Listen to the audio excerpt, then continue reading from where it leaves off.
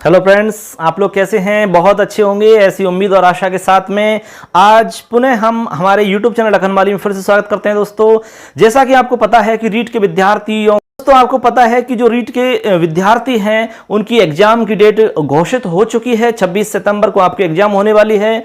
यदि सब कुछ ठीक ठाक रहा, सब कुछ अच्छा रहा तो निश्चित रूप से आपकी एग्जाम हो जाएगी। आगे आने वाला समय बताएगा दोस्तों। फिर भी आपको मानना है 26 सितंबर को एग्जाम और उसी हिसाब से करनी है आपको तैयारी, और निश्चित रूप से आप शिक्षक बनोगे। आपका जो सपना है वो पूरा होगा, ऐसी उम्मीद हम करते हैं, ऐसा विश्वास हमें है दोस्तों। आपकी तैयारी अच्छी हो, इसी के लिए हम यहां पर इस चैनल के माध्यम से आपको बहुत कुछ यहां पर बताने के लिए तैयार हैं दोस्तों। तो आज हम बता रहे हैं यहां पर आपको संस्कृत शिक्षण विधियों की।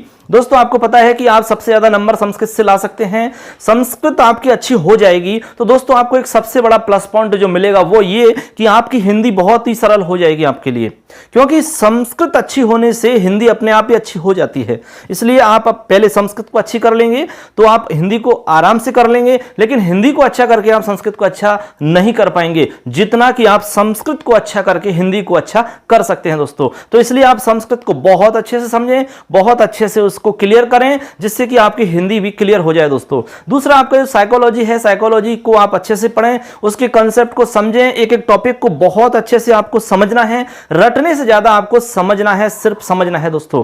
यदि आप अच्छे से समझ जाते हैं, आपको सब कुछ समझ में आ जाता है उसमें, तो कोई भी प्रश्न आपका गलत नहीं होगा दोस्तों। किसी भी प्रकार से आपका सवाल आ जाए, आपको पता है कि आजकल वो रट्टा लगाने वाले प्रश्न आते नहीं हैं। आपको आजकल जो प्रश्न दिए जाते हैं वो व्यवहारिक प्रश्न दिए जाते हैं कि प्रैक्टिकल आपको कितना आता है, यानी प्रैक्टिकली आपने उस चीज को कितना सीखा है, उसको व्यवहार में आपने कितना उतारा है, उसके अकॉर्डिंग आपसे सवाल पूछे जाते हैं दोस्तों। आप बहुत सारे पुराने पेपर देख सकते हैं, उनमें किस प्रकार के प्रश्न आपसे पूछे गए हैं। तो यहां पर हम आपको बताने वाले हैं संस्कृत शिक्षण विधियों की दोस्तों, इसलिए क्योंकि संस्कृत शिक्षण विधियों की बहुत सारी डिमांड थी हमारे पास। बहुत सारे स्टूडेंट कह रहे थे कि सर संस्कृत शिक्षण विधियों में हमें प्रॉब्लम आती है, तो हम सबसे पहले उन्हीं को स्टार्ट कर रहे हैं यहां पर। बाकी जो आपके ग्रामर के टॉपिक्स हैं उनको बाद में हम स्टार्ट करेंगे। कुछ टॉपिक का वीडियो हमने अपलोड कर रखा है, वो आप जाकर के देख सकते हैं। जो संस्कृत शिक्षण विधियां हैं उनका भी वीडियो हमने पहले से चैनल पर अपलोड किया हुआ है, लेकिन उसमें कुछ अपडेट करके, कुछ नया जोड़ करके, उसमें कुछ आपके एग्जाम के जो पुराने पेपर हैं उनके आधार पर उसमें कुछ चीजें ऐड की गई हैं। तो इसलिए आपको अपडेट जो नोट्स हैं उस नोट्स के हिसाब से यहां पर आपको पढ़ाया जाएगा, और लास्ट में आपको नोट्स भी उपलब्ध करवा दी जाएंगे, पीडीएफ नोट्स। जो भी विद्यार्थी चाहेगा आप कंप्लीट आपको पीडीएफ नोट्स भी हम इसमें उपलब्ध करवा देंगे। तो जिसको भी चाहिए आप हमें कमेंट बॉक्स में डिमांड कर सकते हैं दोस्तों। तो आज हम स्टार्ट करने वाले हैं संस्कृत शिक्षण विधियां।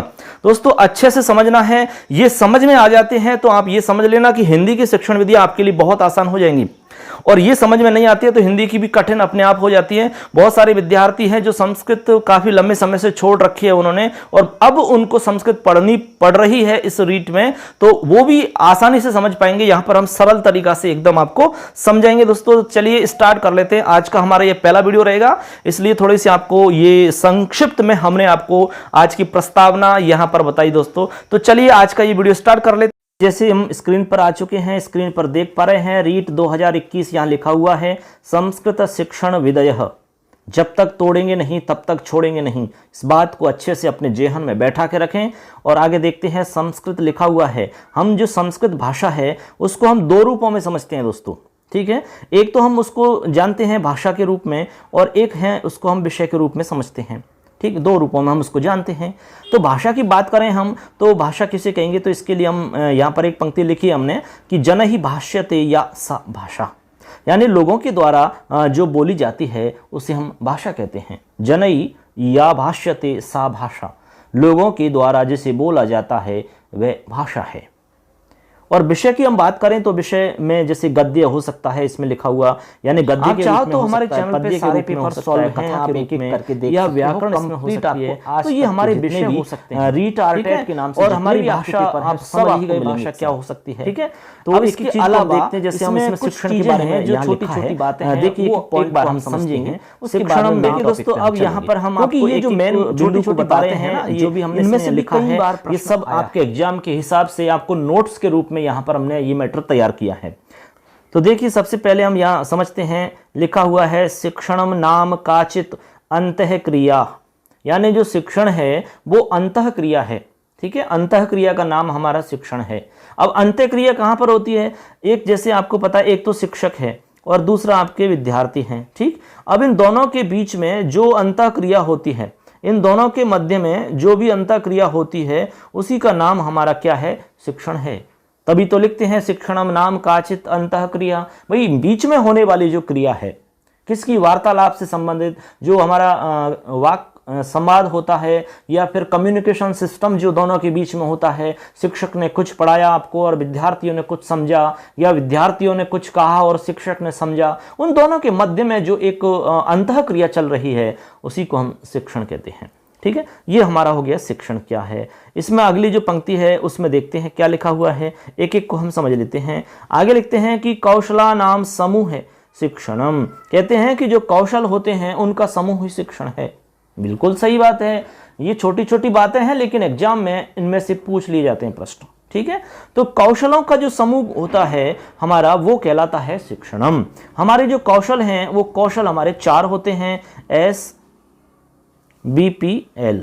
ये हमारे 4 कौशल हैं, यानी S का मतलब श्रवण कौशल, B का मतलब भाषण कौशल, P का मतलब आपका पठन कौशल और L का मतलब लेखन कौशल। ये हमारे जो चारों हैं, इन चारों कौशलों के समूह को हम शिक्षण कहते हैं। इन चारों कौशलों के समूह को हम शिक्षण कहते हैं। अब चारों कौशल आपको समझ में आ गए। हम इनको डिटेल से एक एक कौशल को पढ़ेंगे, इनकी विधियों को पढ़ेंगे, किस प्रकार से इनका विकास कर सकते हैं, कैसे इनमें से प्रश्न आते हैं, वो सब कुछ आपको बताया जाएगा, लेकिन वो आगे बताएंगे। अभी तो हम सिर्फ प्रस्तावना के रूप में ये छोटी छोटी चीजें समझ रहे हैं। ठीक है ना।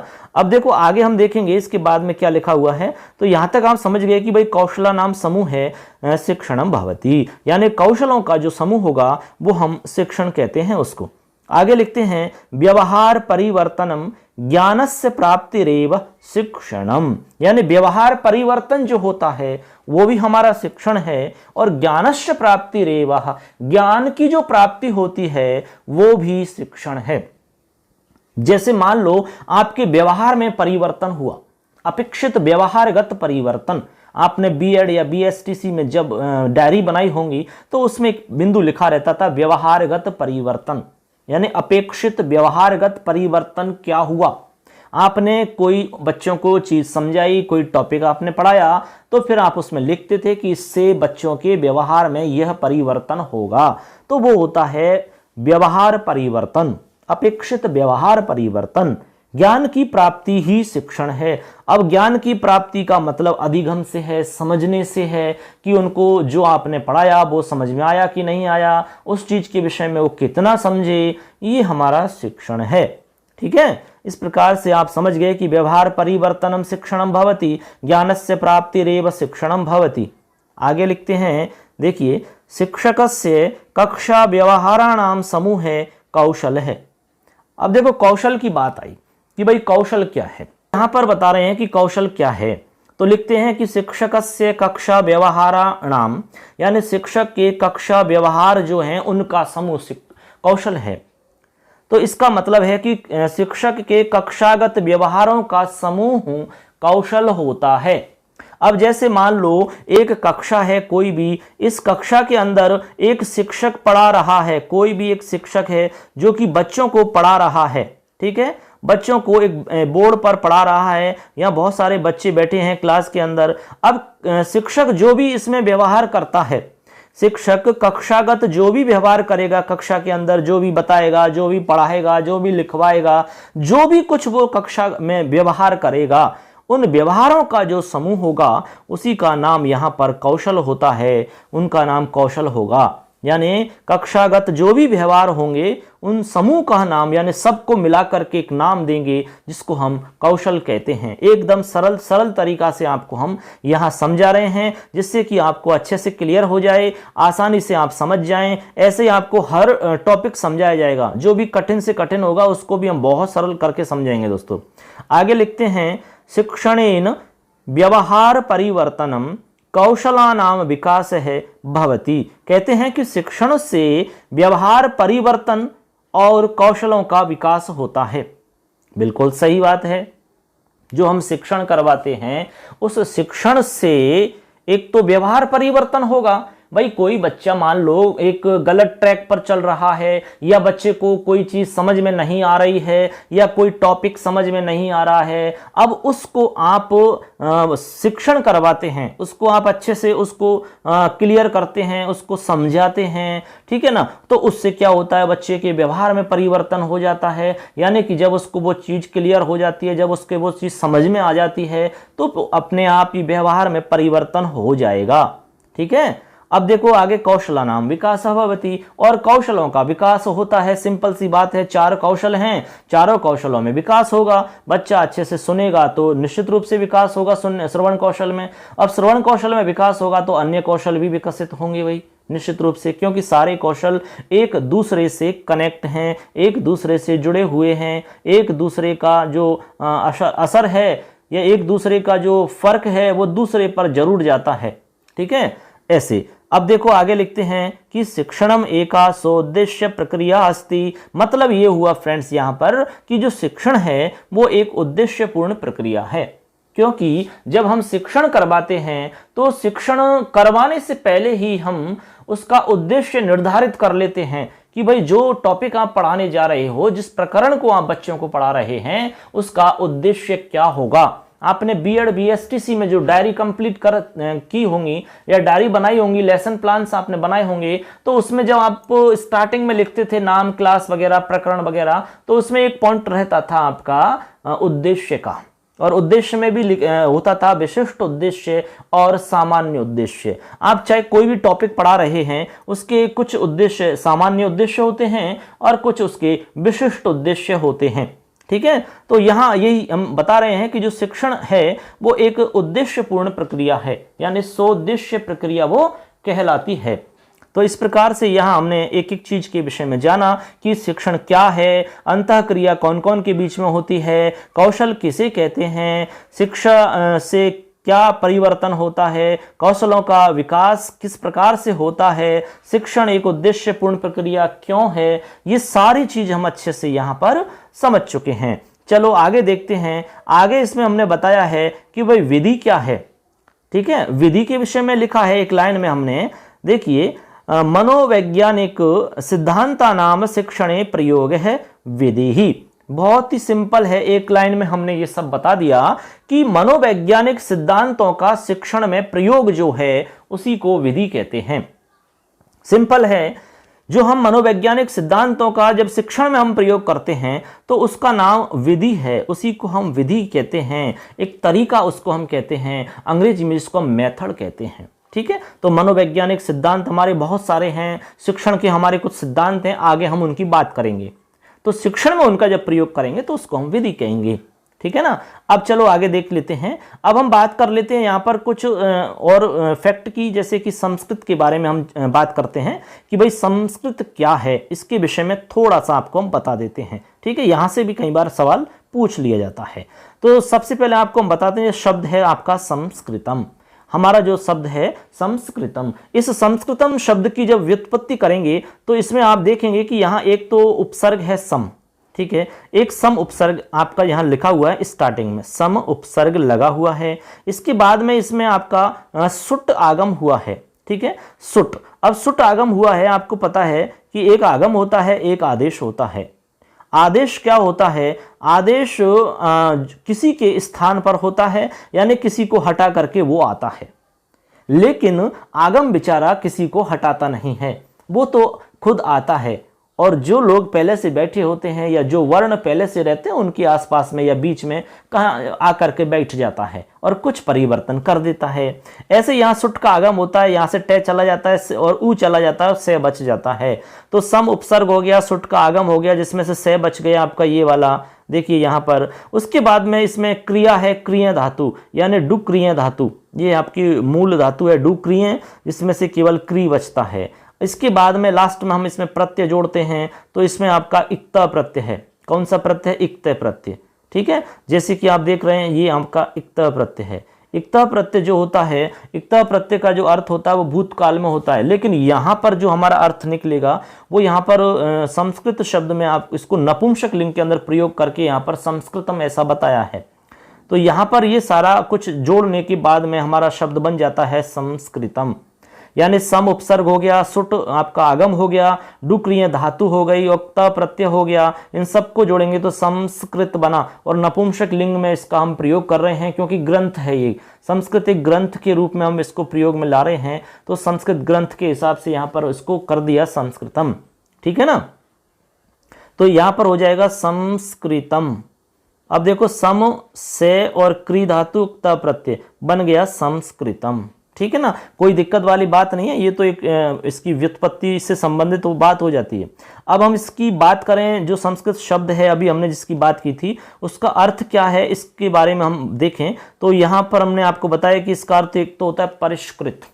परिष्कृत यानी किसी भी व्यक्ति विशेष को या किसी वस्तु को हम जब साफ करके निखार ला देते हैं, उसको चमका देते हैं, ठीक है ना, उसमें और कुछ गुण ला देते हैं, उसको और अच्छा बना देते हैं, तो उसको हम कहते हैं परिष्कृत करना, परिमार्जित करना, या फिर उसको हम संस्कारित कर देते हैं, उसमें संस्कारों की उत्पत्ति कर देते हैं, या निर्मल बना देते हैं, या हम शुद्ध कर देते हैं। ये सब अर्थ संस्कृत के हैं।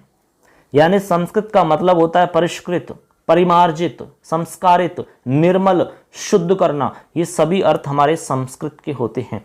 ठीक है ना, अर्थात एक ऐसी भाषा है संस्कृत जो मानव को परिष्कृत, परिमार्जित करके संस्कारवान बनाती है। कितनी अच्छी बात यहां पर हमने बताई आपको कि जो संस्कृत भाषा है वो इस प्रकार की भाषा है जो किसी भी मानव को परिष्कृत, परिमार्जित करके उसको संस्कार युक्त बना देती है। अब महत्व में सबसे पहले आता है हमारे दिमाग में कि भाई हम इसको क्यों पढ़ें, क्या महत्व है हमारे लिए इसका। तो सबसे बड़ा जो महत्व है सीधा सीधा कि हम इससे नौकरी प्राप्त कर सकते हैं, नौकरी लग सकते हैं। आज आपको पता है कि वर्तमान में संस्कृत विषय में बहुत स्कोप है, बहुत अच्छे से इसमें नौकरी निकलती हैं, बहुत सारी जगह इसमें आती हैं। चाहे आप टीजीटी की बात कर लो, चाहे आप पीजीटी की बात कर लो, चाहे आप राजस्थान में रीट की बात कर लो, आरपीएससी की बात कर लो, H TET, UP TET, MP TET, कहीं भी आप किसी भी राज्य के अंदर देख लो तो संस्कृत आपको काफ़ी संख्या में उनके पद मिलते हैं। ठीक है, तो एक तो हमारा हो गया कि रोजगार प्राप्ति में एक बहुत बड़ा महत्व है आज के हिसाब से देखा जाए तो।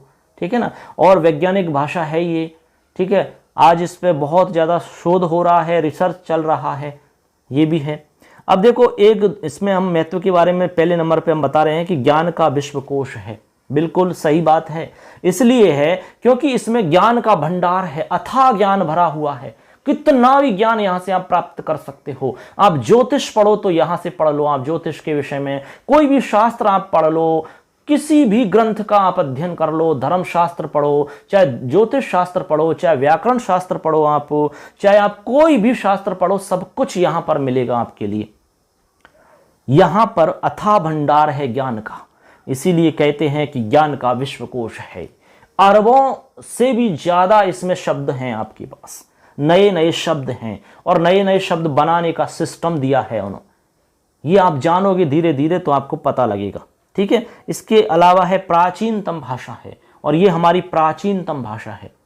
ठीक है, संस्कृति सभ्यता और समाज का आधार है। हमारी जो संस्कृत है ये हमारी संस्कृति, समाज और सभ्यता, इन सब का आधार है। यदि संस्कृत है तो हमारी संस्कृति है, ये बिल्कुल सत्य है।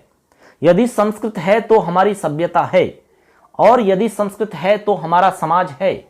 आज हमारी संस्कृति और सभ्यता नष्ट होती जा रही है, पतन होता जा रहा है। उसका सिर्फ और सिर्फ एक ही कारण है कि संस्कृत को लोग भूल रहे हैं, उससे दूरी बना रहे हैं। उसका नतीजा ये सब हम देख पा रहे हैं। आज हम पाश्चात्य संस्कृति को अपना रहे हैं और हमारी संस्कृति को भूल रहे हैं, तो उसका कारण है संस्कृत को भूलना। तभी तो कहते हैं कि संस्कृत ही संस्कृति है। यदि हमारी संस्कृति को बचाना है तो हमें संस्कृत को समझना होगा, पढ़ना होगा, व्यवहार में लाना होगा, तब जा करके हम अपनी सभ्यता, समाज और संस्कृति को बचा सकते हैं, क्योंकि संस्कृत ही इन सब का आधार है। जब आधार ही खत्म हो गया तो वो चीज़ बचने वाली नहीं है दोस्तों। ठीक है, ऐसे अगला है हमारा विश्व कल्याण की भावना है। इसके अंदर, संस्कृत के अंदर विश्व कल्याण की भावना है। तभी तो कहा जाता है कि सर्वे भवन्तु सुखिनः, सर्वे सन्तु निरामयाः, सर्वे भद्राणि पश्यन्तु मा कश्चित् दुःख भाग् भवेत्। अरे कहीं पर भी ऐसा नहीं कहा गया है कि सभी लोग सुखी रहें, निरोगी रहें, कोई दुखी नहीं हो, ऐसा कहीं पर भी नहीं कहा गया है। संस्कृत के अंदर कहा गया है अयम निजः परो वेति गणना लघु चेत साम उदार चरिता नाम तो वसुधैव कुटुंबकम। वसुधैव कुटुंबकम, यहां पर कल्पना की गई है वसुधैव कुटुंबकम, पूरी वसुधा को एक छोटे से कुटुंब की यहां पर कल्पना की गई है। अन्यत्र कुत्रापि नास्ति ऐसा विद्या धनम सर्वधन प्रधानम। तो ये सब आपको मिलेगा यहां पर। तो संस्कृत विषय में ये सब है, ये हमारे लिए महत्व की बात है। ठीक है, हमारी गौरव है संस्कृत भाषा, हमारी प्राचीन भाषा है, सभी भाषाओं की मां इसे कहते हैं। ठीक है, एक पहचान है ये भारत की, हमारी संस्कृति की पहचान है, हमारे समाज और सभ्यता की पहचान है ये। तो इस प्रकार आप समझ गए होंगे इसके महत्व के विषय में। हमने अर्थ के बारे में बात की थी, महत्व के बारे में बात की थी। ठीक है, और विधि क्या है इसके विषय में आपको बताया था, कौशल क्या होता है, शिक्षण क्या होता है, ये सब हमने बात की थी। हालांकि छोटी छोटी बातें हैं, लेकिन यहाँ से प्रश्न आपके बनते हैं। अब फ्रेंड्स, आगे जो हम बात करने वाले हैं वो काफ़ी इंपॉर्टेंट बातें हैं। ठीक है, बहुत ही मोस्ट चीज़ें हम यहाँ पर आपको बात करने वाले हैं। अभी हमने संस्कृत के बारे में बात की थी, अब आपको भी लग रहा होगा कि भाई हमें संस्कृत पढ़नी चाहिए और अपने बच्चों को पढ़ानी चाहिए। बिल्कुल सत्य बात। तो चलिए फ्रेंड्स, अब हम आगे बात करेंगे। बहुत ही मोस्ट फैक्ट हैं ये, इनको अच्छे से समझ लेना आप, क्योंकि यहाँ से आपका कई बार प्रश्न एग्जाम में आ चुका है और आने वाला मतलब एग्जाम जो होगा उसमें भी आ सकता है। कोई भी ग्रेड के एग्जाम है वहां सब जगह इनमें से प्रश्न पूछते हैं। यहाँ देखिए, संस्कृत का पाठ्यक्रम में स्थान, विभिन्न आयोग, यानी कि जो पाठ्यक्रम हमारा अभी वर्तमान में चल रहा है, चाहे किसी भी राज्य में है, कहीं पर भी है, तो मुख्य रूप से हम यहाँ पर स्कूल स्तर की बात कर रहे हैं दोस्तों। तो संस्कृत का उन पाठ्यक्रम में क्या स्थान है, उस सिलेबस में, पाठ्यक्रम में क्या स्थान है, और विभिन्न आयोग कब कब और कौन कौन से बने संस्कृत विषय को लेकर के, और उन्होंने क्या क्या काम किया, इनके बारे में हम जानेंगे। तो सबसे पहले हम बात करते हैं, एक आयोग बना था राधा कृष्णन आयोग। सबसे पहले हम बात करते हैं राधा कृष्णन आयोग की। ठीक है, ये आयोग बना था, इसको विश्वविद्यालय आयोग भी हम कहते हैं। अब ये जो आयोग बना था ये 1948-49 में बना है दोस्तों। 1948-49, समझ गए बात को, 1948-49 ये इसका गठन हुआ है। तो इसमें इन्होंने क्या किया था, संस्कृत का समुचित स्थान हो, इन्होंने एक सिफारिश की थी गवर्नमेंट से। इन्होंने कहा कि जो संस्कृत विषय है उसका एक, संस्कृत का एक अच्छा, एक उचित स्थान हो पाठ्यक्रम के अंदर। तो गवर्नमेंट ने कहा कि भाई ठीक है, इसके बारे में सोचेंगे। इन्होंने अपनी सिफारिश कर दी। इस आयोग का एक ही उद्देश्य था कि संस्कृत का समुचित स्थान होना चाहिए पाठ्यक्रम के अंदर। तो आपको सिर्फ इतनी सी चीजें याद रखनी हैं कि राधा कृष्णन जो आयोग है वो संस्कृत के बारे में क्या कहता है और कब इसका गठन हुआ है। तो 1948-49 में गठन हुआ है और ये कहता है कि संस्कृत का समुचित स्थान होना चाहिए, कहाँ, पाठ्यक्रम में। ठीक है, आगे है हमारा सेकंड है मुदालियर आयोग। अब देखो, मुदालियर आयोग जो है इसको हम माध्यमिक शिक्षा आयोग भी कहते हैं। अब इसकी स्थापना या गठन कब हुआ है, तो 1952-53 में हुआ है। ये याद रखना है आपको, मुदालियर आयोग बना है आपका 1952-53 में। अब ये क्या कहता है संस्कृत के बारे में, तो देखते हैं। संस्कृत भाषा को पाठ्यक्रम में जोड़ा जाए। भाई ये कहता है कि जो हमारी संस्कृत भाषा है उसको पाठ्यक्रम में जोड़ना चाहिए, उसको पाठ्यक्रम में जोड़ा जाए, ये इन्होंने कहा है मुदालियर आयोग ने। ठीक है, आगे बना है, फिर आगे एक है संस्कृत आयोग। कौन सा आयोग है, संस्कृत आयोग, और ये बना है आपका 1956-57 में। ठीक, 1956-57 में इसकी अध्यक्षता जो की है वो सुनीति कुमार चटर्जी ने की है। इसमें 9 सदस्य और थे, एक तो ये थे ही अध्यक्ष आपके, सुनीति कुमार चटर्जी अध्यक्ष थे, और इनके अलावा इसमें 9 सदस्य थे। अब इसका उद्देश्य क्या था, इन्होंने क्या रिपोर्ट दी थी, इन्होंने किस बात पर जोर दिया था, तो इसमें आपको ध्यान रखना है संस्कृत का प्रचार करने में, प्रसार करने में, संरक्षण और संवर्धन। इन्होंने कहा कि संस्कृत का प्रसार हो, प्रचार हो, संरक्षण हो और इसका संवर्धन हो ज्यादा से ज्यादा, यानी अच्छे से संरक्षण हो, इसका संवर्धन होना चाहिए, प्रचार प्रसार हो इसका खूब ज्यादा से ज्यादा। ऐसा इन्होंने कहा, किसने, संस्कृत आयोग ने, जो कि कब गठन हुआ है इसका, 1956-57 में। सुनीति कुमार चटर्जी इसके अध्यक्ष हैं और इसमें 9 सदस्य और थे। ठीक है, यहां से एक सवाल जरूर बन जाता है। अगला आपको याद रखना है कोठारी आयोग। कोठारी आयोग को हम शिक्षा आयोग के नाम से भी जानते हैं। इसका जो गठन है या स्थापना है 1964 से 66 के मध्यकाल में इसको माना जाता है, यानी इस समय, इस काल के बीच में या समय के बीच में इनकी स्थापना मानते हैं। अब देखो, अध्यक्षता की बात करें कोठारी आयोग में तो आपको याद रखना है DS कोठारी। ठीक है। DS कोठारी इसके अध्यक्ष हैं और यहाँ पर इन्होंने जो कहा था वो है विशेष संस्कृत को जोड़ा जाए, यानी पाठ्यक्रम के अंदर संस्कृत को जोड़ दिया जाए, जोड़ना चाहिए, ऐसा इन्होंने कहा है। कोठारी आयोग की हम बात कर रहे हैं, स्थापना 1964 और 66 के बीच में मानी जाती है और अध्यक्षता DS कोठारी ने की है। संस्कृत को इसमें जोड़ा जाए, किसमें? पाठ्यक्रम में, ऐसा इन्होंने कहा है। अब एक शिक्षा नीति बनी फिर, ठीक है, इसी बीच में एक शिक्षा नीति बनी है 1968 में। उसके बाद में नवीन शिक्षा नीति बनी 1986 में, ठीक है। उन्होंने इसमें विशिष्ट स्थान दिया फिर संस्कृत को, ठीक है ना। तो ऐसे करके हम बात कर चुके हैं यहाँ पर 1968 तक जो शिक्षा नीति बन गई थी वहाँ। इसके बाद में नवीन शिक्षा नीति 1986 में बनी और अभी नवीनतम जो शिक्षा नीति है, नवीनतम, वो बनी है आपकी जुलाई 2020 में, ठीक है, जुलाई 2020 में। और इस 2020 के अंदर जो बनी है उसमें संस्कृत जो है वो वैकल्पिक भाषा के रूप में है, यानी कि अभी तक जो संस्कृत हमारी चल रही है वो वैकल्पिक भाषा के रूप में ही चल रही है, अनिवार्य भाषा के रूप में नहीं है। तो यहाँ से एक प्रश्न आया था कि हमारा जो पाठ्यक्रम है उसमें संस्कृत का स्थान क्या है, अनिवार्य है या वैकल्पिक है? तो याद रखना है कि संस्कृत भाषा का पाठ्यक्रम में स्थान वैकल्पिक है।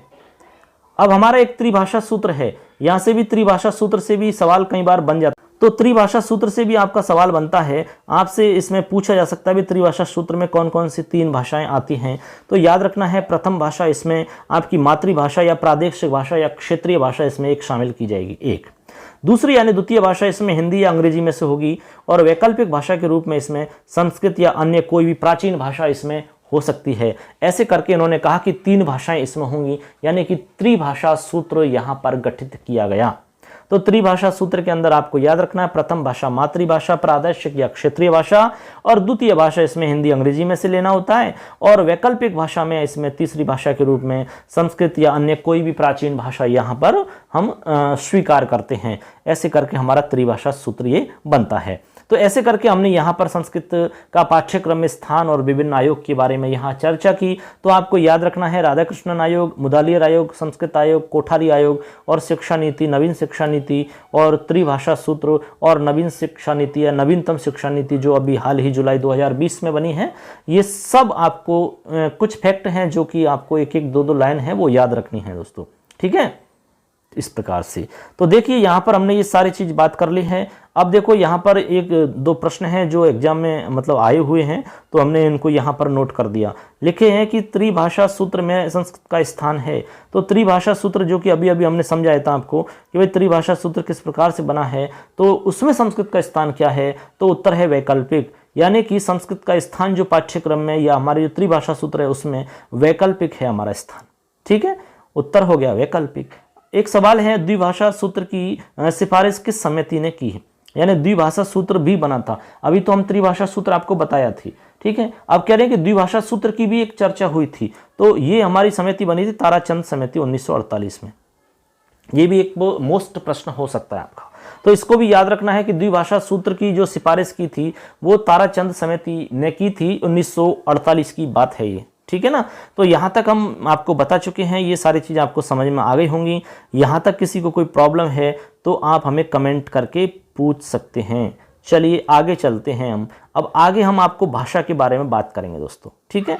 ज़्यादा कठिन कुछ भी नहीं है इसमें, नॉर्मल सी हम बात बता रहे हैं अभी। तो उसके बाद में मेन टॉपिक जो होगा वहां पर आपको हम बताएंगे डिटेल से, कंप्लीट और अच्छे से, बिल्कुल सरल तरीका से, जिससे कि आप अच्छे से समझ पाओगे, ठीक है। चलो देखते हैं भाषा के विषय में हम बात करते हैं। भाषा हालांकि सब जानते हैं, जो हम बोलते हैं, ठीक है। भाषा एक ऐसा साधन है जिसके द्वारा हम अपने विचारों को दूसरों तक पहुंचाते हैं और दूसरों के विचार या भावों को हम समझते हैं। इसी का नाम भाषा है, उसी को हम भाषा कहते हैं, ठीक। यहाँ देखिए भाष धातु है और यहाँ पर आपका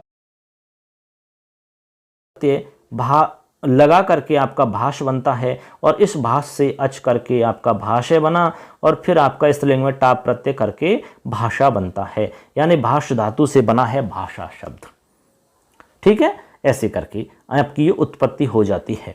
अब देखो यहाँ पर हम समझेंगे कि भाई भाषा क्या है, तो उसके लिए लिखते हैं कि भाष्यते अनया यासा, यानी भाष्यते अनया यासा, भाषा यानी जिसके द्वारा कुछ कहा जाए, जिसके द्वारा कुछ बोला जाए, उसी को हम भाषा कहते हैं। अभी हमने कहा कि विचारों को दूसरों के विचारों को समझते हैं और उन तक पहुंचाते हैं अपने विचारों को हम, यानी हम कुछ कह रहे हैं और दूसरा कुछ कह रहा है, तो एक दूसरे के विचारों को या भावों को हम समझ पा रहे हैं, जान पा रहे हैं, यही तो भाषा है। चाहे वो संकेत कर रहा हो या बोल कर बता रहा हो, किसी भी रूप में हो सकती है भाषा। तो भाष्यते अनया या सा भाषा, जिसके द्वारा कुछ कहा जाए वो भाषा है। ठीक, आगे लिखते हैं कि भाषा विचारों के आदान प्रदान या विनिमय का ध्वन्यात्मक सर्वोत्तम माध्यम है। बिल्कुल सही बात कही, यानी भाषा विचारों के आदान प्रदान का एक ध्वन्यात्मक सर्वोत्तम उपाय। यानी ध्वन्यात्मक इसलिए कि भाई ध्वनि के रूप में है। हमने कहा कि राम एक ध्वनि है, ये एक प्रकार की एक ध्वनि है।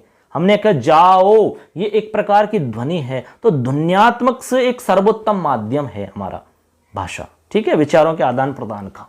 हमने कहा कि पानी लाओ, अब इसको हम संकेत में भी कह सकते हैं, लेकिन सर्वोत्तम उपाय हमारा ध्वन्यात्मक वाला है। ध्वनि में कहना कि जैसे पानी लेकर आओ, ये एक प्रकार की ध्वनि ही तो है। आगे इसमें पतंजलि जी लिखते हैं भाषा के विषय में। देखिए यहां लिखा हुआ है, मनुष्यों की भाषा ही मुखाभिव्यक्ति ही भाषा है। यानी कह रहे हैं कि मनुष्यों की भाषा ही मुखाभिव्यक्ति, जो मुखाभिव्यक्ति होती है, मुख से जो अभिव्यक्ति होती है भाषा से संबंधित, कह रहे हैं कि वही भाषा है। बिल्कुल सही बात है भाई, इसमें कोई खास बात नहीं है। ठीक है, तो ये हमने देखा कि भाई भाषा क्या है और इसमें कोई कठिन बात है नहीं, आप सब जानते हैं कि भाई भाषा क्या है।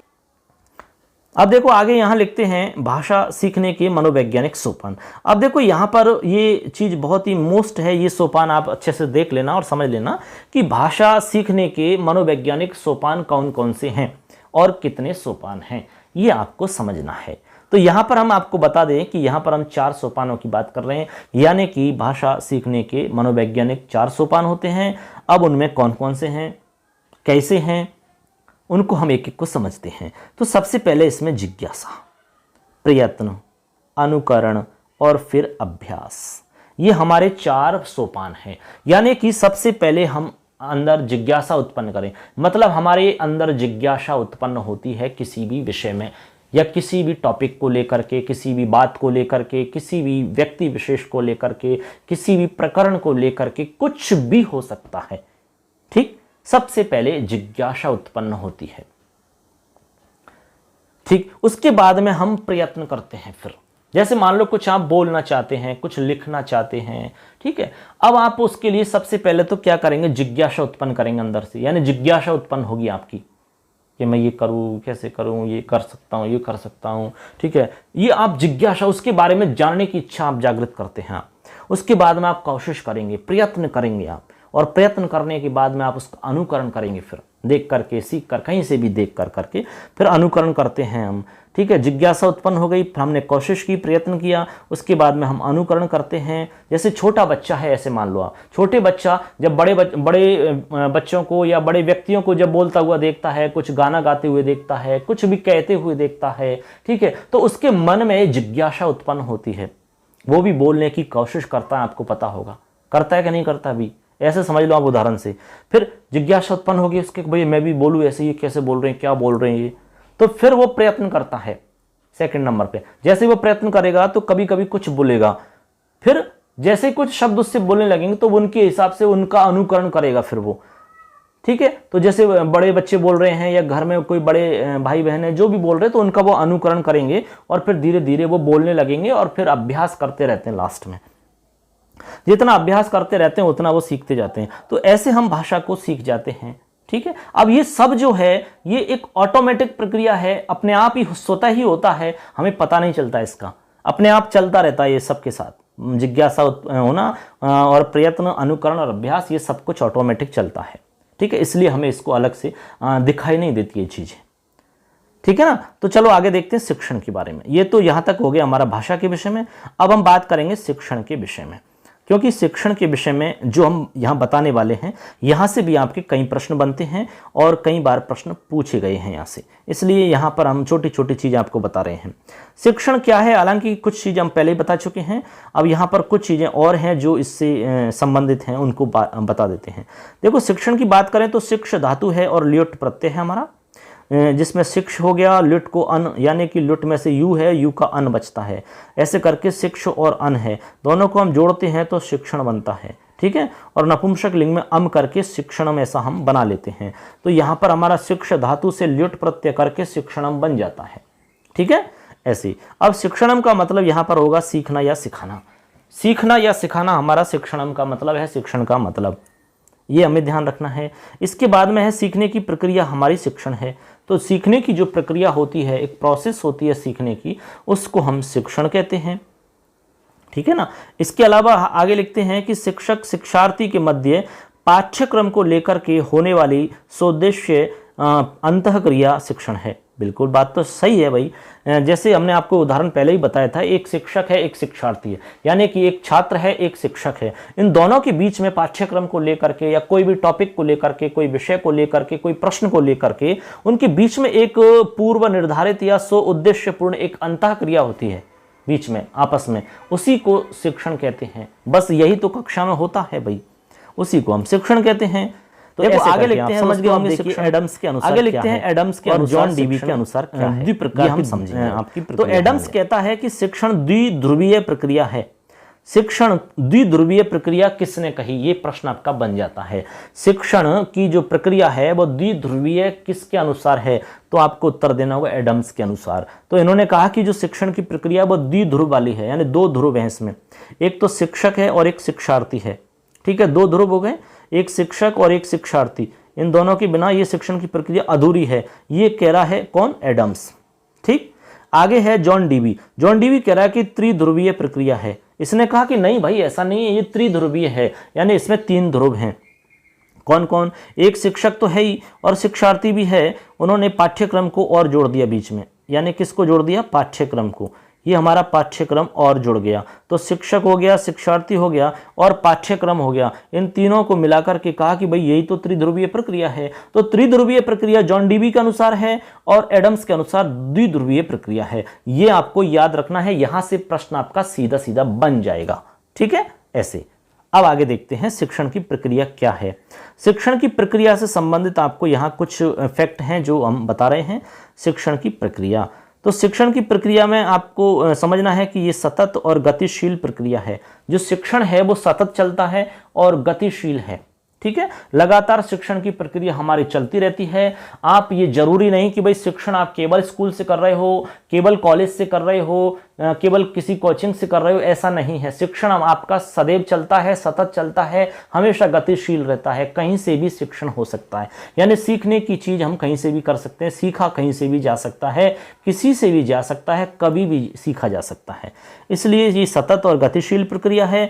ये हमारी सोद्देश्यपूर्ण प्रक्रिया है, यानी कि इसमें एक उद्देश्य छिपा रहता है। जब कोई चीज हम सीख रहे होते हैं तो उसका कहीं ना कहीं कोई उद्देश्य होता है, कोई ना कोई शिक्षण का जरूर उद्देश्य है। आप शिक्षण प्राप्त कर रहे हैं, कुछ आप सीख रहे हैं। जैसे मान लो आप रीट की तैयारी कर रहे हैं तो आप संस्कृत पढ़ रहे हैं, तो संस्कृत यहाँ जो पढ़ रहे हैं, बहुत पहले जिन्होंने छोड़ दी 10वीं कक्षा में पढ़ करके, आज वो संस्कृत पढ़ रहे हैं तो उनका एक उद्देश्य है, तब पढ़ रहे हैं वो। साइकोलॉजी पढ़ने का एक उद्देश्य है, नहीं तो क्यों जबरदस्ती कोई पढ़ेगा बताओ। तो उद्देश्यपूर्ण प्रक्रिया है ये। औपचारिक व अनौपचारिक प्रक्रिया है। देखो हमने कहा कि भाई कैसे भी कर सकते हैं आप शिक्षण, औपचारिक रूप से भी सीख सकते हैं और एक अनौपचारिक रूप से भी सीख सकते हैं। औपचारिक रूप में तो क्या होता है, फिक्स रहता है सारा कुछ। उसमें आपकी जैसे स्कूल की शिक्षा मान लो आप, कॉलेज की मान लो आप, ठीक है, सारा कुछ सिस्टमेटिक तरीका से होता है उसमें। लेकिन अनौपचारिक में कोई सिस्टम से नहीं होता, कोई जगह फिक्स नहीं होती, कोई पाठ्यक्रम नहीं होता, कहीं से भी कुछ भी सीखा जा सकता है अनौपचारिक। तो औपचारिक और अनौपचारिक हम दोनों तरीका से सीख सकते हैं, फॉर्मल इनफॉर्मल तरीका से। उपचार विधि है ये। उपचार विधि आप जानते हैं भाई, दो शब्द होते हैं, एक तो उपचार होता है, एक निदान होता है। निदान का मतलब होता है समस्याओं को पता लगाना। जब समस्याओं का पता लग जाता है तो उनको हम दूर करते हैं, तो दूर करने का मतलब होता है उपचार करना। समस्याओं को दूर करने का मतलब होता है उपचार करना, और ये उपचार हमारा शिक्षण है। जब शिक्षण के माध्यम से हम उनकी समस्याओं को दूर कर देते हैं तो उपचार हो जाता है। तो उपचार विधि हम शिक्षण की प्रक्रिया को कहते हैं।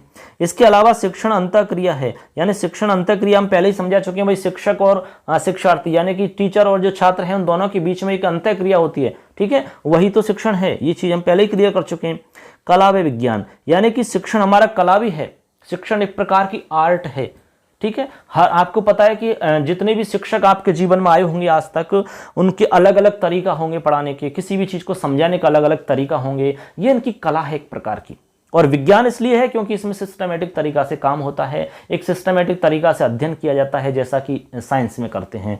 तो ये दोनों चीज है, कला भी है और विज्ञान भी है, ऐसा यहाँ पर हम समझते हैं, ठीक है। अब हम आगे बात करेंगे कि शिक्षण को प्रभावित करने वाले कुछ कारक भी होते हैं, कुछ फैक्टर होते हैं, वो कौन कौन से हैं, यहाँ पर अगला हमारा टॉपिक रहेगा। ये शिक्षण को प्रभावित करने वाले कारक कौन कौन से हैं, ठीक है। तो चलो हम यहाँ पर एक एक को समझ लेते हैं और उनको अच्छे से क्लियर भी कर लेते हैं। तो सबसे पहला हमारा कारण है इसमें, देखिए यानी कि शिक्षण को प्रभावित किस किस चीज़ से हम करते हैं या कैसे कैसे शिक्षण प्रभावित हमारा हो सकता है। बालक की शारीरिक व मानसिक दशा, बिल्कुल सही है भाई।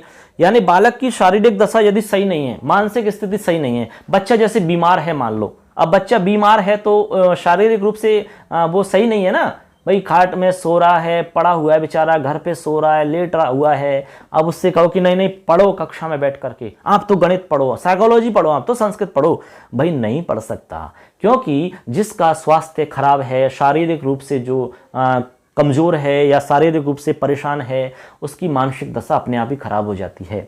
तो शारीरिक और मानसिक दशा जो होती है, दोनों में काफ़ी अच्छा रिलेशन है। जब आदमी स्वस्थ होता है शरीर से, अपने आप ही दिमाग सही होता है इसका, ठीक है। और जब दिमाग खराब होता है तो शरीर अपने आप ही ऑटोमेटिक गिर जाता है, मतलब अस्वस्थ हो जाता है। तो जब बालक शारीरिक रूप से या मानसिक रूप से परेशान है, किसी भी प्रकार की उसको दिक्कत है, तो शिक्षण उसका जरूर प्रभावित होगा। बच्चा बीमार है तो शिक्षण नहीं कर सकता। बच्चे कई बार एग्जाम के टाइम पे बीमार हो जाते हैं तो रिजल्ट में उनका काफ़ी कुछ कम स्कोर रहता है, नंबर बहुत कम आते हैं। कारण क्या है, बताइए, शारीरिक और मानसिक दशा खराब होना, ठीक है। आगे लिखते हैं व्यक्तिगत विभिन्नताएं, बिल्कुल सही है भाई। शिक्षण ये भी प्रभावित करने वाला शिक्षण को, एक व्यक्तिगत विभिन्नताएं, तो शिक्षण को प्रभावित करने वाला ये भी एक मेन फैक्टर है। आप जानते हैं कि हर व्यक्ति व्यक्तिगत रूप से भिन्न होता है, दुनिया में कोई भी सेम नहीं है, चाहे वो जुड़वा ही क्यों ना हो, कहीं ना कहीं उनमें भी अंतर पाया जाता है किसी भी रूप में। तो व्यक्तिगत रूप से भिन्न होते हैं बालक। अब कोई ऐसा होता है कि जो थोड़ी देर में समझ जाता है, कोई ऐसा होता है कि बहुत समझाना पड़ता है, कोई ऐसा होता है कि बहुत समझाने के बाद भी नहीं समझता है। तो अलग अलग व्यक्तिगत भिन्नताएं पाई जाती हैं, तो वहां व्यक्तिगत भिन्नता भी बालक के शिक्षण को प्रभावित कर सकती है। कोई मंदबुद्धि हो सकता है, कोई तीव्र बुद्धि हो सकता है, कोई प्रतिभाशाली हो सकता है, ठीक है, कोई विकलांग हो सकता है किसी भी रूप में। तो हमारी व्यक्तिगत भिन्नताएं भी शिक्षण को प्रभावित करती हैं। इसके अलावा है आपकी भौतिक वातावरण। अब भौतिक वातावरण का मतलब है कक्षा या विद्यालय का वातावरण। मान लो एक ऐसी कक्षा है जिसमें लाइट की व्यवस्था नहीं है सही, पंखा इत्यादि की व्यवस्था नहीं है, बहुत गर्मी पड़ रही है, बहुत सारे बच्चे कक्षा में बैठे हुए हैं, टीचर पढ़ा रहा है, खूब जोर जोर से पढ़ा रहा है, खूब अच्छे से पढ़ा रहा है, लेकिन बच्चों की समझ में नहीं आ रहा है। मतलब सीधा सा हो गया कि भौतिक वातावरण सही नहीं है, इसलिए उनका शिक्षण प्रभावित होगा, ठीक है। वातावरण अच्छा नहीं है, कक्षा में अनुशासन नहीं है, कोई बच्चे भाग रहे हैं, कोई गाना गा रहा है, कोई किसी पे कागज फेंक रहा है, कोई पत्थर मार रहा है, कोई चौक फेंक रहा है, ऐसी कक्षा में बच्चे सीख नहीं सकते, क्योंकि भौतिक वातावरण ठीक ठाक नहीं है वहाँ का, ठीक है। इसीलिए उनका शिक्षण प्रभावित होगा। ऐसी आगे लिखते हैं शिक्षक का व्यक्तित्व। शिक्षक का व्यक्तित्व भी शिक्षण के लिए बहुत ही अहम होता है, बहुत मायने रखता है।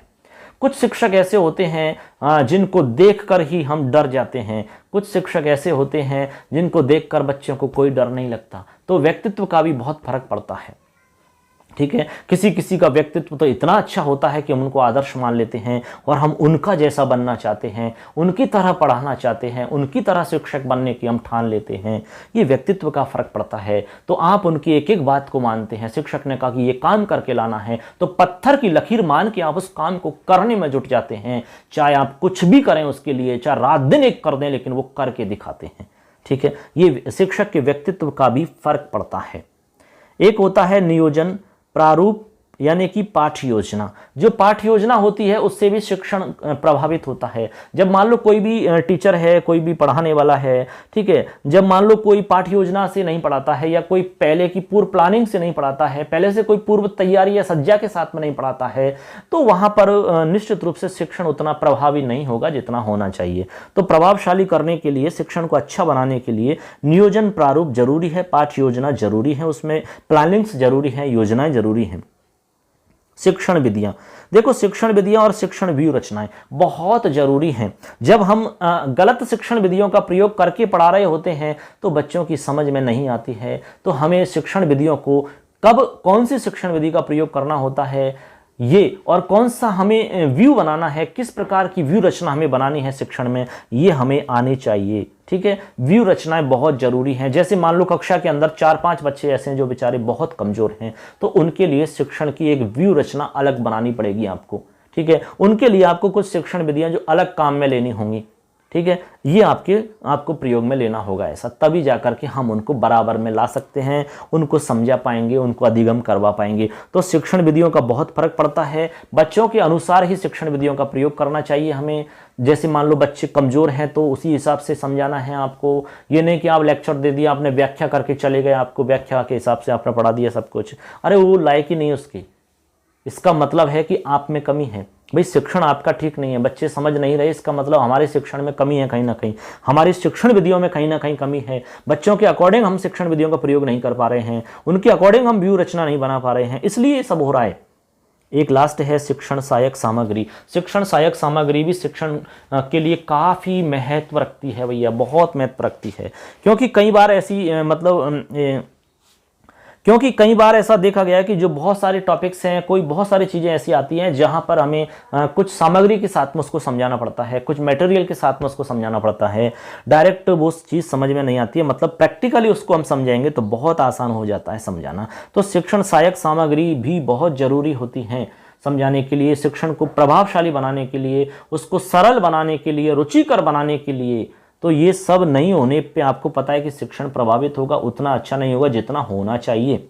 ठीक है, जैसे आप जानते हैं कि भाई एक टीवी में आपने फिल्म देखी होगी, यानी कोई भी फिल्म आपने कहीं पर देखी है, चाहे टीवी में, सिनेमा हॉल में, कहीं भी आपने 3 घंटे की एक फिल्म देखी और 3 घंटे बाद में आपसे पूछ लिया जाए उसके बारे में, तो हम ये कह सकते हैं कि 99% आपको वो याद होगा।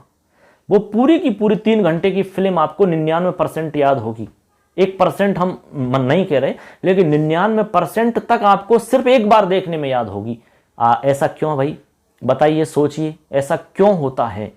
आप बताइए, इसका आंसर क्या हो सकता है भाई, ऐसा क्यों है? ये आपके लिए प्रश्न है, अपना आंसर कमेंट में हमें लिख के बताएं कि ऐसा क्यों होता है। जब आपने 3 घंटे की फिल्म देखी और एक ही बार देख करके सब कुछ याद रह जाता है, जबकि एक पाठ, आप अपनी किताब का एक पाठ आप पढ़ लेते हैं, 2-2, 3-3 बार पढ़ लेते हैं, लेकिन पूरा का पूरा याद नहीं होता है। ऐसा क्यों होता है? बताइए, अपना आंसर क्या है, इसका हमें कमेंट में अपना उत्तर दीजिए। ठीक है, चलो, तो ये हमने बात की थी शिक्षण को प्रभावित करने वाले कारक, एक एक को हमने समझाया बहुत सरल तरीका से दोस्तों। तो आशा करते हैं कि ये चीज़ आपको समझ में आ रही होंगी अच्छे से। अब देखो, इसमें एक चीज़ होती है, शिक्षण के अंदर चर होते हैं, चर। तो उन चर के विषय में भी हम बात कर लेते हैं। देखिए, शिक्षण के चर होते हैं कुछ इसमें। तो शिक्षण के चर जो होते हैं, यहाँ से एक सवाल आपका आया हुआ है और आगे भी आ सकता है, इसलिए ये चीज़ हमने इसमें ऐड कर दी है। तो हम बात करेंगे शिक्षण के जो चर हैं वो 3 प्रकार के होते हैं शिक्षण के चर। ठीक है, अब शिक्षण के चर में सबसे पहले एक होता है शिक्षक, एक शिक्षार्थी और एक पाठ्यक्रम। ये 3 प्रकार के चर हैं, इनको आपको समझ लेना अच्छे से। पहला सवाल आ जाता है कि शिक्षण के चर कितने हैं, तो 3 हैं। दूसरा आ जाता है कि शिक्षण का चर कौन सा नहीं है, तो ये भी सवाल आपको इसमें से ही कर देना है। आगे आपका है इसमें, देखो, शिक्षक जो होता है वो हमारा स्वतंत्र चर माना जाता है। क्या माना जाता है? स्वतंत्र चर, यानी वो नियोजन करता है, प्लानिंग्स बनाता है, तो ये हमारा स्वतंत्र चर है शिक्षक। प्रश्न आ गया कि कौन सा चर स्वतंत्र चर है या नहीं है, तो आपको याद रखना है कि शिक्षक स्वतंत्र चर है।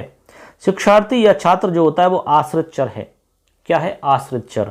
उपचारात्मक और निदानात्मक शिक्षण के माध्यम से हम ये सब उनको अध्ययन करवाते हैं या शिक्षण करवाते हैं।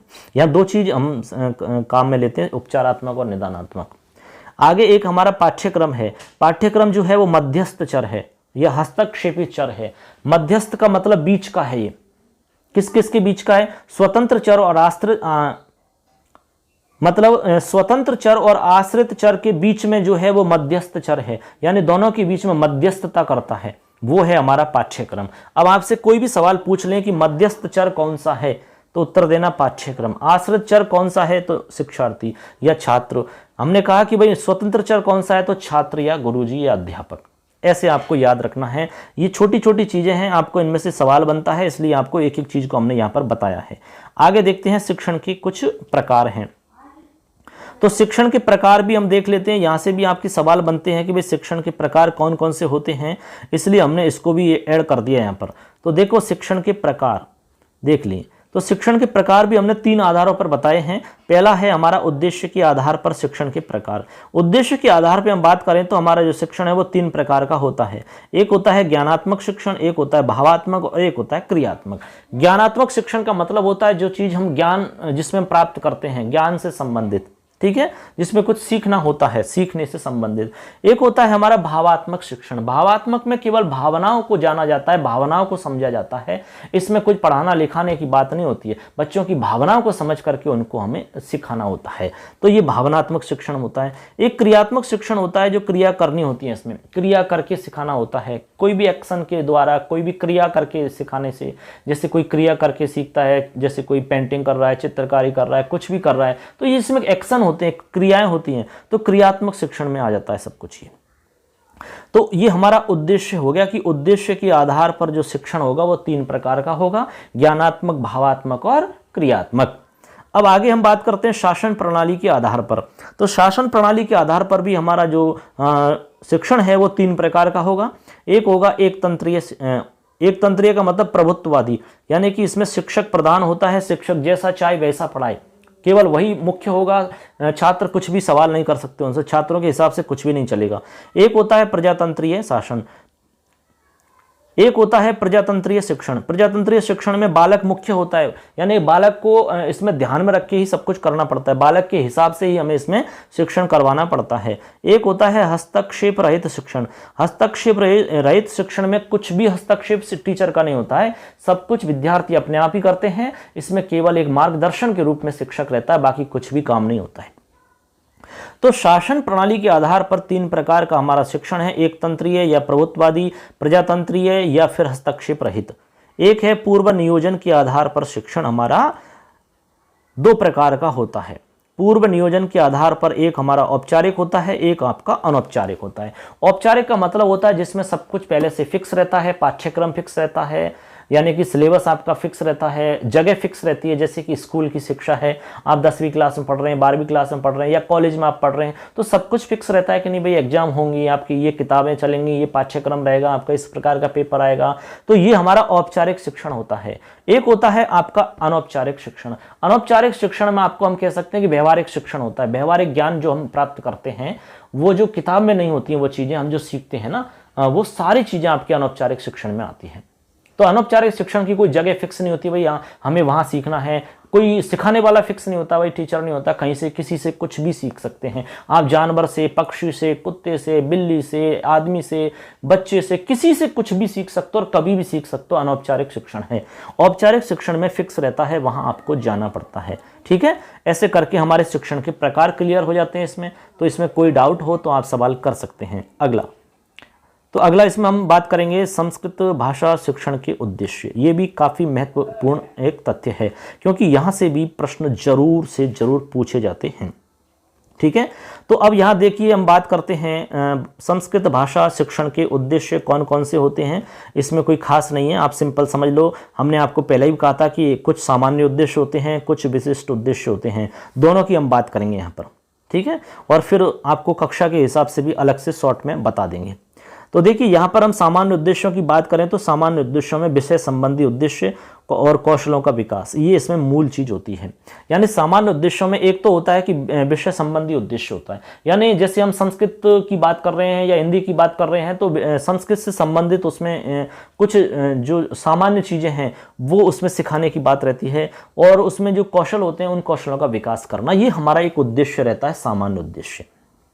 या फिर इसको हम ऐसा समझ सकते हैं कि संस्कृत के वाक्यों एवं गद्य खंडों को शुद्ध पढ़ने की योग्यता उत्पन्न करना, एक तो ये हमारा उद्देश्य रहता है, सामान्य उद्देश्य। अगला है संस्कृत श्लोकों को शुद्ध एवं भावानुसार पढ़ने की क्षमता प्रदान करना, यानी कि संस्कृत श्लोकों को शुद्ध पढ़ सकें और भाव के अनुसार उनको पढ़ना आ जाए।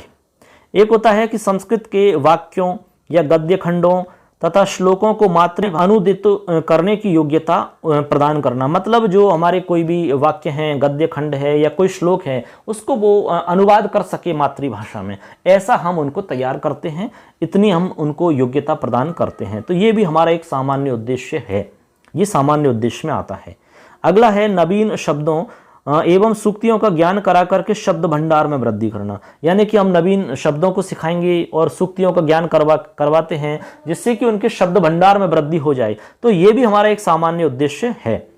अगला है संस्कृत में सरल रचनाएं लिखने की योग्यता प्रदान करना, यानी संस्कृत में सरल रचनाएं लिख सके, छोटी छोटी रचनाएं वो खुद से लिख सके, ठीक है ना। तो ये भी हम एक उद्देश्य इसमें रहता है हमारा, ये भी हम इसमें कार्य करवाते हैं सामान्य उद्देश्य के अंदर। अगला है आदर्श चरित्र का निर्माण करना।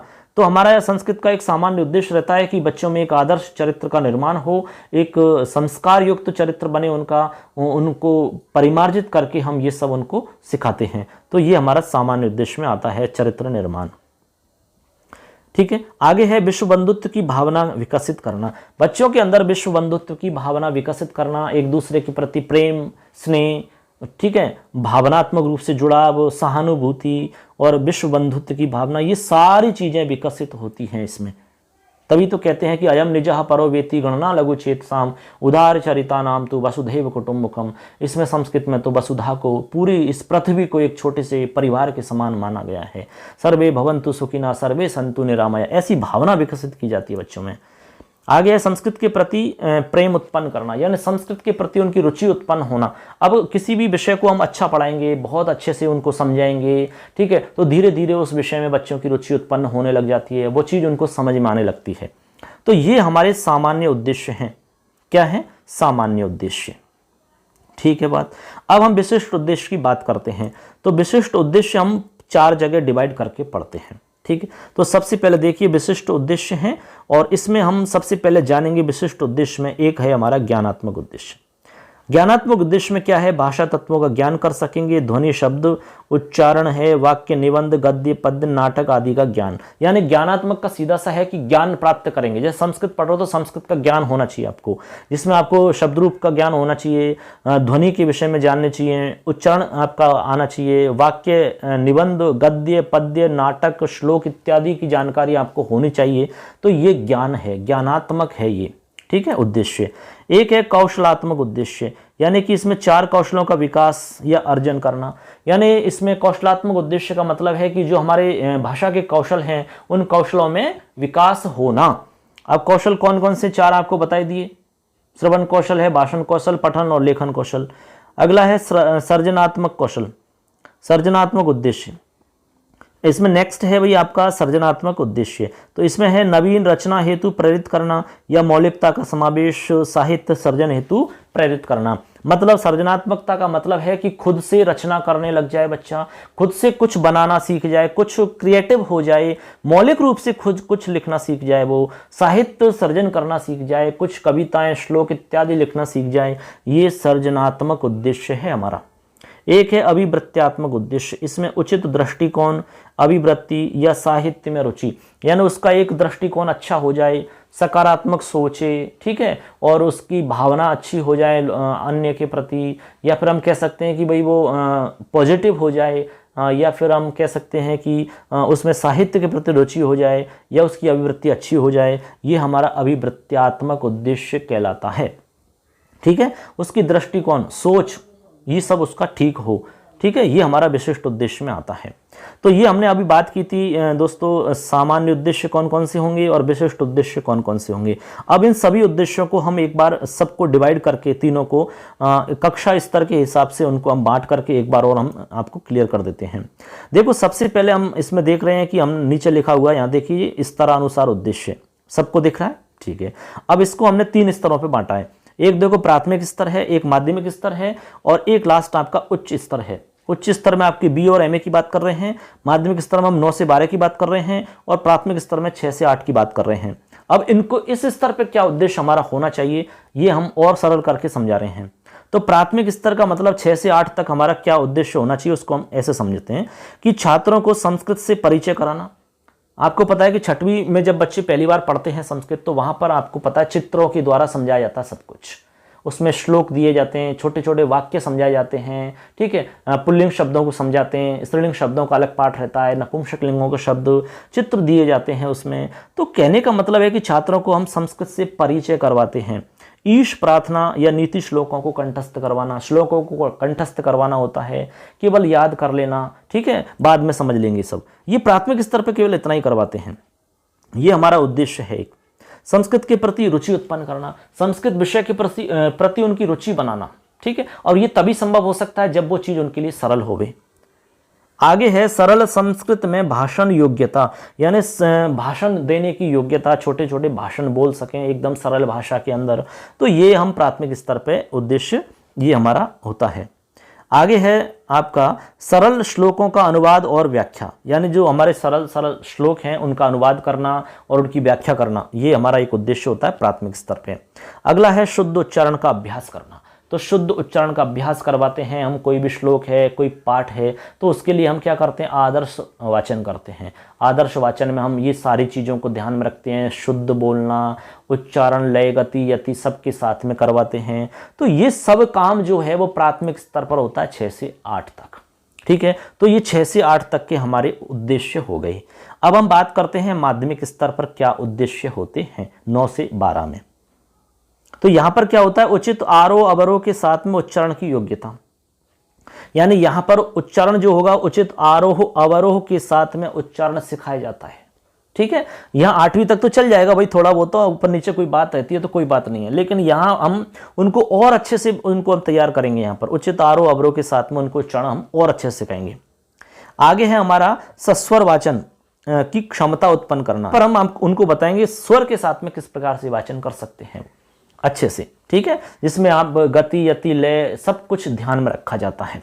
आगे लिखते हैं सरल संस्कृत में निबंध रचना करना, ठीक है, यानी सरल संस्कृत में निबंध रचना करना। आगे लिखते हैं श्लोकों का अनुवाद व व्याख्या की योग्यता उत्पन्न करना, श्लोकों का अनुवाद कर सकें और उनकी व्याख्या कर सकें। ऐसे हमारा ये उद्देश्य हो जाता है। अब हमारा उच्च स्तर पर उद्देश्य क्या होते हैं उनको और देख लेते हैं। उच्च स्तर पर हमारे उद्देश्य होते हैं सभी प्रकार के काव्यों को समझने की क्षमता विकसित करना। उच्च स्तर पे मतलब बीए और एमए तक हमारा ये उद्देश्य रहेगा कि सभी प्रकार के जो हमारे काव्य हैं, संस्कृत के ग्रंथ हैं, उनको समझने की योग्यता बच्चे में आ जाए। आगे है संस्कृत में पद्यों की रचना उत्पन्न हो, यानी संस्कृत के अंदर पद्यों की रचना वो खुद से कर सके, ऐसा यहां पर हमारा उद्देश्य रहता है। संस्कृत पत्र लेखन की क्षमता उत्पन्न, यानी संस्कृत में पत्र लेखन हो सके, पत्र लिख सके, ठीक है, तो ये हमारा एक उद्देश्य रहता है उच्च स्तर पर। संस्कृत भाषा में साहित्य में और शास्त्रों में अनुसंधान की क्षमता उत्पन्न करने के लिए, मतलब ये है कि संस्कृत भाषा में या साहित्य के अंदर शास्त्रों में अनुसंधान यानी रिसर्च की योग्यता उनमें हो, कोई खोज वो कर सकें, रिसर्च कर सकें, अनुसंधान वो कर सकें, ऐसी क्षमता उनमें हम उत्पन्न करें, ये हमारा एक उद्देश्य है। तो ऐसे करके दोस्तों हमने यहाँ देखा अभी कि किस प्रकार से संस्कृत भाषा के उद्देश्य होते हैं, सामान्य उद्देश्य कौन कौन से होते हैं, विशिष्ट उद्देश्य कौन कौन से होते हैं, और स्तर के अनुसार हमने अलग अलग कक्षा के हिसाब से भी आपको बताया प्राथमिक स्तर पर क्या होते हैं, माध्यमिक स्तर पर क्या होते हैं और उच्च स्तर पर क्या होते हैं।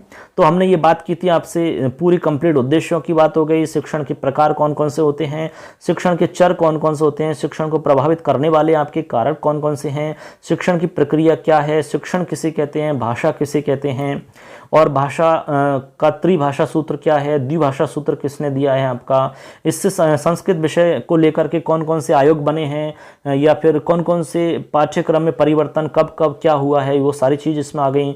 संस्कृत क्या है, विधि किसे कहते हैं, ये सारी चीज़ हमने आपको बहुत सरल तरीका से बताने की कोशिश की दोस्तों। आशा करते हैं कि ये चीज़ आपको अच्छे से समझ में आई होंगी। पूरा वीडियो आपने देखा होगा, अच्छा लगा तो जरूर हमारे चैनल को सब्सक्राइब करें, वीडियो को लाइक करें और अपने दोस्तों को जरूर शेयर करें दोस्तों। तो ये था दोस्तों हमारा आज का वीडियो, पहला वीडियो था हमारा शिक्षण विधियों का, जिसमें हमने आपको बताया था कि कहां से प्रश्न आपका बन सकता है, किस प्रकार से आपका प्रश्न पूछा जा सकता है, ये सारी चीजें हमने यहां पर डिस्कस की थी दोस्तों। तो आज के लिए इतना ही पर्याप्त है। फिर आपको नेक्स्ट वीडियो में जो भी नेक्स्ट आपकी जानकारी होगी वो आपको बताया जाएगा दोस्तों। क्रम से आपको हम पूरा बताएंगे यूनिट के हिसाब से। इसमें आपके 3 यूनिट है तो उनको क्रम से आपको समझेंगे। तो आप एक एक वीडियो को आराम से देखते चलिए, ज्यादा लंबी वीडियो नहीं रहेंगी हमारी, लगभग 40 या 45 या 1 घंटे की आपकी वीडियो रहेंगे। आराम से आप देखिए और निश्चित रूप से आपको समझ में आएगा। प्रॉब्लम्स होती है आपकी किसी भी तरह की तो आप कमेंट बॉक्स में हमसे सवाल पूछ सकते हैं दोस्तों। चलिए नेक्स्ट वीडियो में फिर आपसे मुलाकात करेंगे। जय तु भारतम, जय तु संस्कृतम। धन्यवाद दोस्तों।